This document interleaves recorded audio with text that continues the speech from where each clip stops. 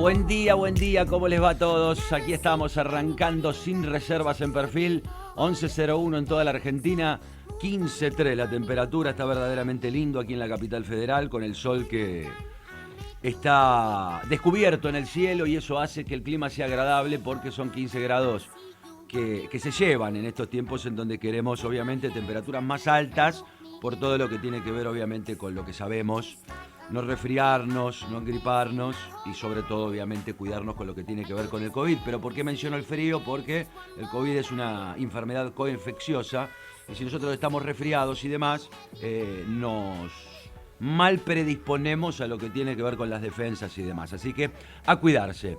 Bueno, arranca sin reservas.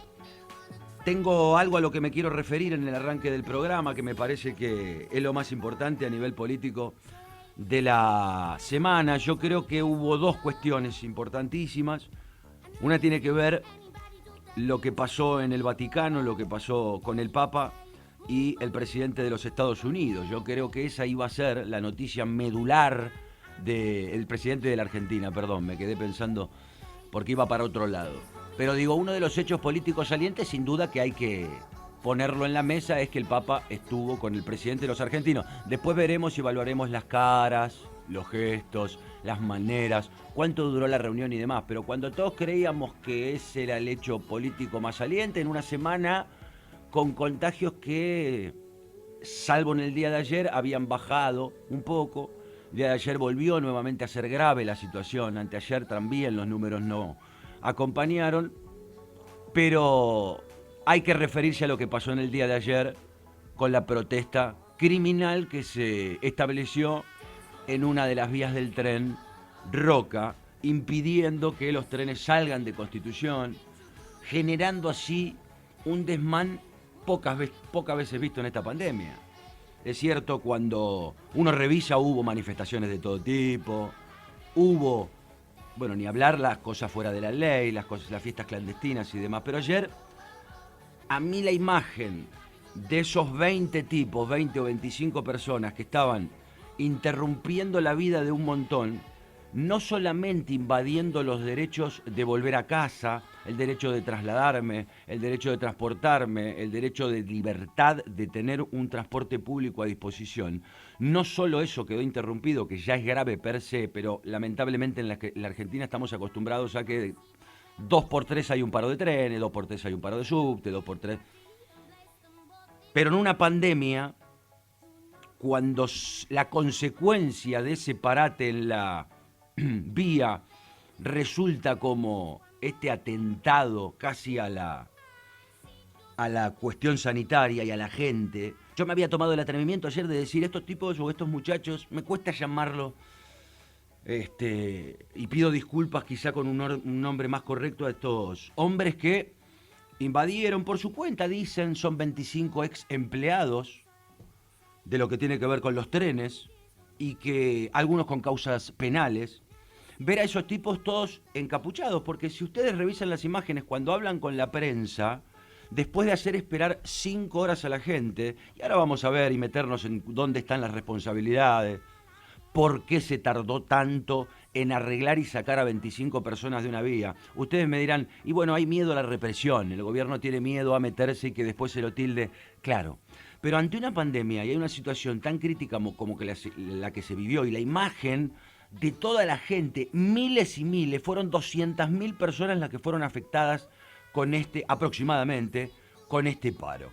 Miles y miles atestadas frente a una barrera baja, o mejor dicho, una persiana baja de Constitución, tratando de volver a casa con un nivel de cero distanciamiento social, aglutinamiento, amontonamiento, algo que va a traer saldo. No tengan duda que seguramente, como dicen los epidemiólogos, lo vamos a preguntar a Claudio Santamaría hoy, más o menos en una semana debería verse lo que repercute acá. Ahora digo, esto califica como delito, porque uno no se puede quedar y pensar y decir, no, bueno, fue una protesta, No. Y todas las familias de aquellos que se van a enfermar por lo que pasó, y todos los enfermos, y todo lo demás, en una pandemia, es atentar contra la vida de miles de personas. atentar contra la vida de miles de personas, a mi humilde modo de ver, y después me enteré más tarde, cuando ya había preparado lo que iba a decir en el arranque, viendo todo el día y toda la jornada, el papelón que hemos vivido con los trenes, papelón peligroso, delicado.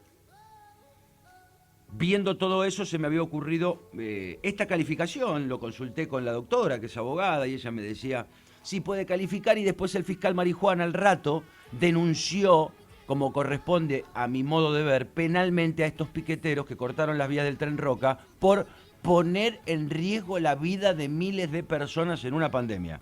Poner en riesgo la vida de miles de personas en una pandemia. Digo, los funcionarios, las fuerzas de seguridad, ¿por qué estuvieron tan limitadas?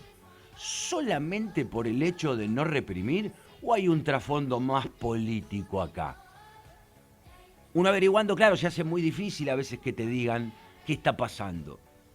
Yo escuché a uno de estos muchachos que cortaron la calle, insisto, cuando hablaron con la prensa se tapaban los ojos, el barbijo ya le tapa la cara per se, pero además tenían anteojos y capucha. O sea, ellos saben que la protesta está mal y ellos saben que si son identificados corren serios riesgos de tener una causa penal. Pero no les importa, lo hacen igual. ¿Por qué? Porque se cagan en todo.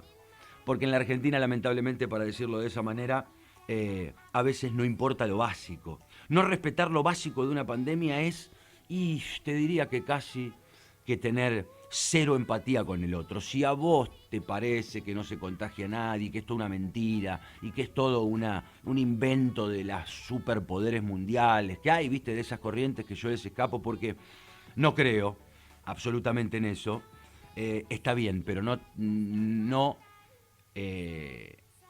hagas que los demás también piensen como vos, ¿no? Porque es una locura. Ahora, barbijos sí usaban los piqueteros, barbijos tenían los piqueteros. Claro, lo que no sí repararon seguramente, pero lo que no se dan cuenta en el momento o lo que no se quieren dar cuenta es que están cortando y armando un tremendo lío en Constitución. Por eso pregunto, ¿cuál es el trasfondo político?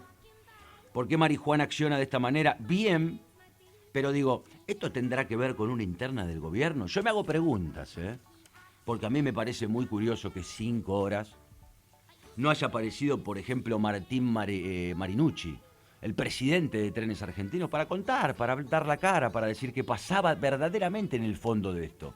Yo no me como el cuento de que no podían correr a 20 muchachos de una vía para que 200.000 puedan tener su derecho a viajar. Y medianamente, ustedes saben lo que es el transporte en Constitución. No se respeta nada, no se puede con las restricciones del transporte. Es muy difícil, es cierto. Pero si a las restricciones que no son cumplidas en el transporte le vamos a sumar lo de ayer, bueno, por eso digo, busquemos, pensemos, a ver por qué se dio tanto tiempo. ¿Por qué no apareció Alexis Guerrera, el ministro de Transporte, el nuevo ministro de Transporte flamante? ¿Costará la renuncia de algún funcionario esto? ¿Costará la renuncia del ministro de Transporte? ¿Del presidente de Trenes? ¿De la gente que es seguridad de los trenes? Porque claro, yo preguntaba y me decía, pero a Trenes, ellos no pueden tomar la decisión independiente de desalojar. ¿Por qué? Porque al estar en unas vías y en una estación de tren, esto es federal, es una causa federal, es un delito federal, entonces obviamente las fuerzas que tenían que accionar era la Policía Federal. ¿Por qué no accionó? ¿Qué me dice la doctora que sabe mucho? Y uno que pregunta también, te dicen, y mirá, si no se dio la orden del ministerio, si no accionó la Policía Federal es porque no salió la orden política. Porque no hubo una orden política de decir, sí saquen a esos muchachos. ¿Por qué tanto miedo a esos chicos? ¿Por qué tanto miedo? ¿Por qué hubo que esperar 5 horas para que recién le digan, che, miren que la protesta, vamos a hablar el día miércoles, quédense tranquilos, salgan, el día miércoles nos vamos a sentar en el Ministerio de Trabajo y vamos a ver la situación de ustedes? Véanla en un escritorio, no en el medio de la vía. ¿Cuándo más grave que este ejemplo vamos a tener para hablar y decir que a veces los piquetes no corresponden y que no están bien y que... es una línea delgada, me dicen ustedes, entre la represión y no. Ayer no se necesitaba represión, Ayer se necesitaba solamente disuasión, disuadir. Vos a 20 personas que no estaban armadas, las disuadís, las corrés, las sacás, no hace falta casi que el uso de la fuerza. Por eso yo no me como el verso de que no lo hicieron por no querer reprimir y no asumir ese costo político. Porque es 10.000 veces más grave el costo político de la imagen de las 200.000 personas atestadas queriendo subir a su tren para volver a su casa. Esa imagen es mucho más pesada políticamente, duele mucho más políticamente que una disuasión de 20 personas en una vía de un tren. Por eso, insisto, voy a seguir investigando, voy a seguir preguntando.